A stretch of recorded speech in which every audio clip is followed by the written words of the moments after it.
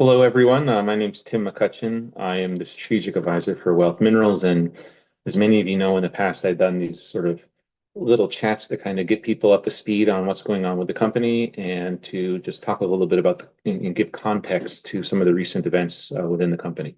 Let's sort of work backwards first. So we announced last week that we acquired the Pabellón Lithium Project, which is an interesting thing because it's essentially the mineral rights beneath a current operating geothermal power plant that is majority owned and operated by Enel, which is one of the world's largest utility companies. It's an Italian company, tens of billions of dollar market cap. It's quite big, and they're there, and it's the only geothermal project in operation nowadays in South America. So, but we actually have the mineral rights now to the ground upon which that geothermal plant sits. So that is a project that is near adjacent to Ollagüe. And for many of you who are tuning in, you're very aware of our long history with developing Ollagüe.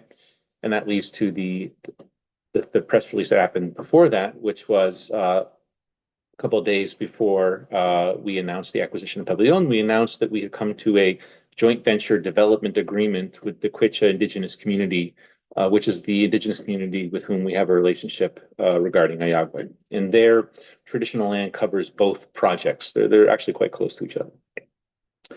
And that joint venture agreement will basically mean that we create a new legal entity. The Indigenous people get a 5% free carry into that entity. And they get 1 out of 5 board seats. So they will have full representation on the board. They'll be aware of what we're doing. And frankly, I think any natural resource company has to have that community sort of input, that local presence to make sure that things are developed in a way that aren't going to cause problems down the road. So that's now been put, pen to paper, that's been signed. And that joint venture, which covers Ollagüe, will also cover Pabellón. So once we complete the acquisition of Pabellón, we announced it, but there's still a few hurdles in terms of regulatory approval, actually here in Canada. Once those are all completed, then that project will be vended into the joint venture as well. So it'll be essentially one project. Ollagüe, I think we're all familiar with. We came out with the PEA at the beginning of 2024. It's a $1.1 billion after-tax project. It produce 20,000 tons of LCE a year for many, many years. Good cost profile. Using the latest technologies, we'd be using a DLE technology, essentially using a sorbent material that allows us to selectively pull out the lithium out of the brine we pump from underground, and then take that brine without the lithium, inject it back into the ground so that we maintain the integrity of the overall salar. And then refined that lithium into a final battery-grade product. Pabellón was complementary to that for 2 reasons. One, there's a power plant that has fairly recently been put into production. That power plant essentially needs customers. It's kind of in the middle of nowhere, frankly. And we provide a pretty sizable customer right next door to it, which is obviously good for us and good for Enel, who, as I said, operates that plant. The other thing, though, is that, the way the geothermal power plant works is they're extracting, geothermal heated water from underground, and they're using that heat to essentially create steam to run turbines that generate the electricity. But then that water, after it has done that process, is re-injected back into the ground. And so the idea is we can help work together with Enel to put essentially a DLE circuit after the water is being used for its heat, but before it gets injected into the ground, and capture that residual lithium. Now, the grades there, are not sort of anywhere near what you would see in another project. But don't forget that this is a byproduct. This is not what the recovery of lithium is. Essentially a byproduct, and the majority of the costs of getting the water up out of ground is for a whole other purpose. And those grades are comparable to some of the projects that are happening now in North America in terms of recovering lithium from basically oil well water, which always has residual lithium levels anywhere from 30 ppm to 70 ppm, like that kind of range. So on its own, you would never create this project to just create lithium for only that because the grade's too low.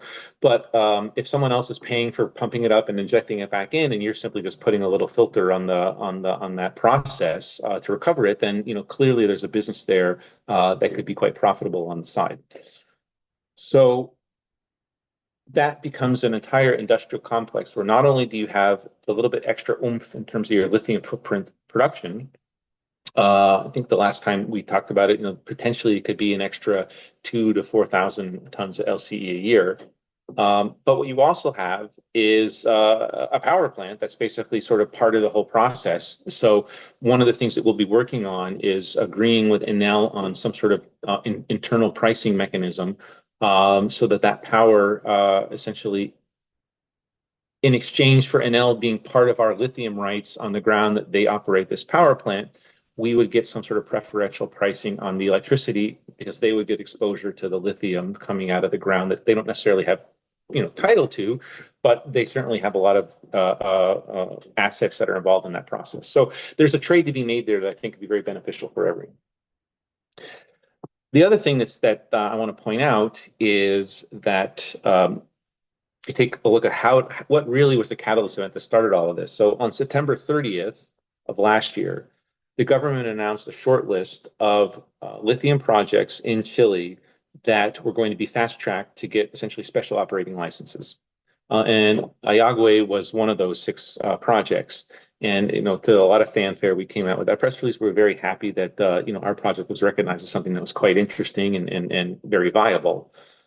Then on December 5th, they came out with another short list of 6. So the short list sort of slate is 12 projects. The first list is Ollagüe. The second list included Pabellón, and that's what originally piqued our interest for this project because it is so close to Ollagüe. There are a lot of very obvious operational synergies between the two. And so acquiring Pabellón was simply just the endpoint of a lot of work in thinking about synergies and thinking about how to make projects more attractive, more viable, moving forward from the exploration and development stage to production. So I don't think the market has really quite understood that Wealth has been very systematically putting together the pieces of creating a very viable, very attractive project. Chile is certainly opening up now, and believe me, all of you know that we've been talking about this for a while. That it's certainly slow, much slower than anyone of us would like. But we have to deal with a jurisdiction where we're working in, and the jurisdiction is becoming more mining friendly when it comes to lithium, and that's definitely a positive, and that's very clear from the news flow that's been going on. But the key thing here, though, is by making the footprint of the project bigger, by addressing the power situation, by basically having very, very credible potential partners in all of this, Enel, and as you know, Sulzer, which is a company that specializes in basically moving water around. So Enel would be very well placed to know what to do in terms of putting in a lithium capture unit on the end of a geothermal power plant. So we have those types of partners involved that make this project very, very viable.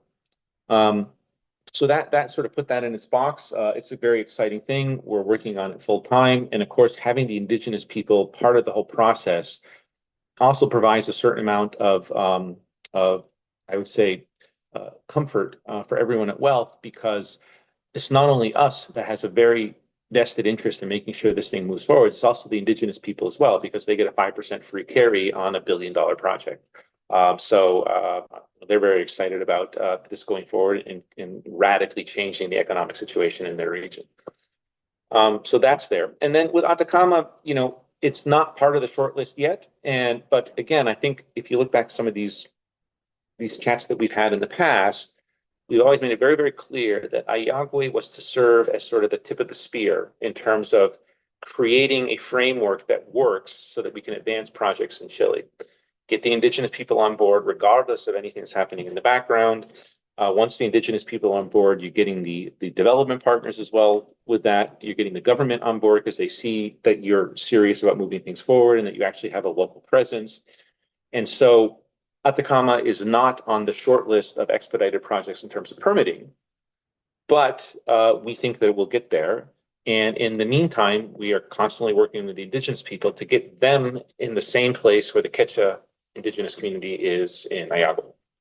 So that work's going on there. It's obviously sort of it's not very flashy. It's boring, but you know, in the sense of a shareholder kind of, there's not a lot of news flow behind it until it actually happens. But it is happening in the background, and we're working on that constantly.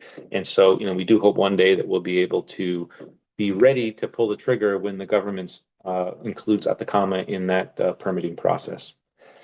So that's about it. You know, the lithium market has stabilized at around $10,000 a ton for LCE. There's been a few breaths, you know, little fits and spurts going up a little bit, and it's come back down again.